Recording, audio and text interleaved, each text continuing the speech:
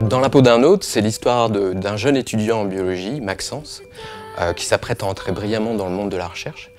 Mais un soir, un événement étrange va venir bousculer toute son existence. Un voile noir lui tombe brusquement sur les yeux. Et quand l'obscurité se dissipe, il se retrouve 10 ans plus tard dans la peau d'un inconnu. L'inconnu est l'incarnation des rêves de Maxence. Alors Maxence va décider de s'approprier cette nouvelle existence comme si c'était la sienne. Il va se fondre dans le personnage. Le roman aborde le thème de l'hypnose. J'ai été étonné de voir à quel point l'hypnose ne mérite pas du tout la réputation de charlatanisme qui lui colle à la peau. C'était de découvrir le gouffre d'ignorance devant laquelle la science se tient pour expliquer l'hypnose. Ah oui, c'est mon premier roman adulte. En revanche, j'ai déjà publié un roman jeunesse chez Hachette qui s'appelle Les Détectives de l'étrange. J'ai aussi écrit des nouvelles. Je crois que le point commun de toutes mes histoires, c'est de partir d'une situation hors du commun forte qui lance le récit.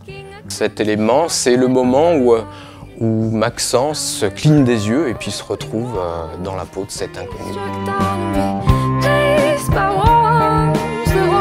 D'abord, très naïvement, la passion des histoires, vivre les mois d'écriture avec les personnages, quelque part, c'est vivre aussi dans l'histoire. Et puis, écrire, je crois que ça permet de faire des arrêts sur image. Quand je suis à mon clavier d'ordinateur, je peux figer la scène. Qu'écrire, c'est un petit peu posséder une machine à arrêter le temps.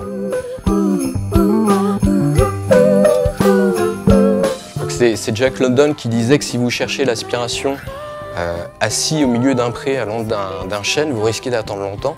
L'idée de départ de l'histoire me vient généralement assez subitement, comme une espèce d'illumination. Il faut que je travaille beaucoup, il faut que j'explore de nombreuses pistes d'intrigue, et puis que j'en retienne qu'une qui va faire le roman final. C'est la plus grande centre de documentation de la planète. Je crois que tous les écrivains, en tout cas c'est mon cas, s'en servent pour se documenter, pour y puiser des idées d'intrigue. C'est une chance inespérée. L'édition participative, je vois ça comme une alternative à l'édition traditionnelle. Pour moi, les auteurs qui s'engagent là-dedans, je les vois un petit peu comme ces navigateurs du 15e, du 16e siècle qui cherchaient des voies maritimes nouvelles pour rejoindre les continents. Alors, est-ce qu'avec l'édition participative, on va trouver un nouveau continent? Je l'ignore et l'avenir nous le dira.